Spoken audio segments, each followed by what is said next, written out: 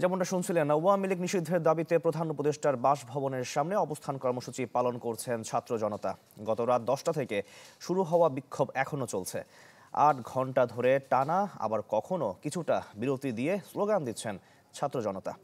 এ সময় তারা বলেন, অন্তর্বর্তী সরকারের প্রধান দায়িত্ব ছিল আওয়ামী লীগকে নিষিদ্ধ করা, কিন্তু নিষিদ্ধের সুস্পষ্ট রোডম্যাপ না পাওয়ায় ক্ষোভ জানান তারা।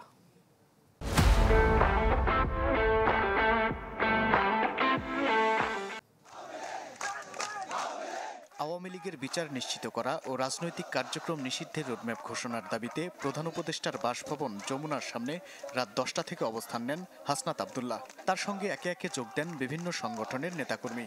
ধীরে ধীরে বাড়তে থাকে ছাত্র জনতার অবস্থান। এই আন্দোলন চলার সময় গত রাত পৌনে 11টার দিকে ফেসবুক পোস্টে উপদেষ্টা আসিফ মাহমুদ জানান, যুবলীগ ও স্বেচ্ছাসেবক লীগ নিষিদ্ধ হতে যাচ্ছে। সব আনুষ্ঠানিকতা শেষে বিষয়টি এখন চূড়ান্ত পর্যায়ে। তবে ওই ঘোষণার তাৎক্ষণিক জবাব আসে ছাত্র জনতার কাছ থেকে।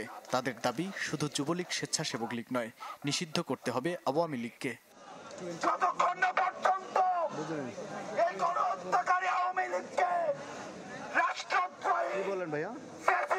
সন্ত্রাসী হিসাবে ঘোষণা না করছেন এবং নিষিদ্ধ না করছেন, ততক্ষণ পর্যন্ত এখানে কেউ এখান থেকে উঠবে না। রাত 1টার দিকে মিছিল নিয়ে আসেন জুলাই গণ অভ্যুত্থানের অন্যতম সংগঠক নাহিদ ইসলাম। বলেন, আওয়ামী লীগ প্রশ্নে গোটা বাংলাদেশ ঐক্যবদ্ধ। নিষিদ্ধ না হওয়া পর্যন্ত চলবে এই অবস্থান কর্মসূচি। আন্দোলন পরবর্তী বিভেদ দেখা দিলেও এই কর্মসূচিতে যুক্ত হন কমবেশি সব পক্ষের ছাত্রনেতারা। স্লোগানে স্লোগানে তারা জানান দেন আওয়ামী লীগের ওপর তাদের ক্ষোভের বার্তা। গণহত্যার অভিযোগে 9 মাসেও আওয়ামী লীগ কেন নিষিদ্ধ হলো না, তার জবাবও চান তারা। আজকে 8-9 মাস হওয়ার পরেও কেন আমরা এখনো রাস্তায় নামতে হবে?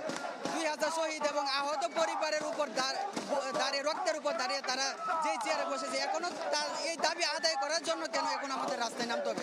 আমাদের রক্তের জন্য যারা আজকে ক্ষমতায় বসেছে, তারা যদি আমাদের এই ন্যায্য এই হিস্সাটা যদি বুঝাই না দিতে পারে, তবে বলবো তারা যেন নিজ দায়িত্বে তাদের জায়গা থেকে সরে যায়। আন্দোলনের সাথে একাত্মতা জানিয়ে যোগ দিতে রাতেই দেশের বিভিন্ন স্থান থেকে যমুনার উদ্দেশ্যে রওনা হয়েছেন অনেকে। মাহবুবুর রহমান, চ্যানেল 24, ঢাকা। এদিকে আওয়ামী লীগ নিষিদ্ধের দাবিতে দেশের বিভিন্ন স্থানে বিক্ষোভ হয়েছে। গতরাতে সিলেট জেলা প্রশাসকের কার্যালয়ের সামনে অবস্থান নেয় ছাত্র জনতা। এ সময় আওয়ামী লীগ নিষিদ্ধের দাবিতে নানা স্লোগান দেন তারা। বিক্ষোভকারীরা জানান, প্রধান উপদেষ্টার বাসভবন যমুনার সামনে অবস্থান কর্মসূচির প্রতি সংহতি প্রকাশ করে রাস্তায় নেমেছেন তারা। একই দাবিতে বিক্ষোভ মিছিল হয়েছে রংপুরেও। জাহাঙ্গীরনগর বিশ্ববিদ্যালয়ের প্রধান ফটকের সামনের সড়কে সমাবেশ করেন শিক্ষার্থীরা। এতে কিছু সময় বন্ধ থাকে যান চলাচল।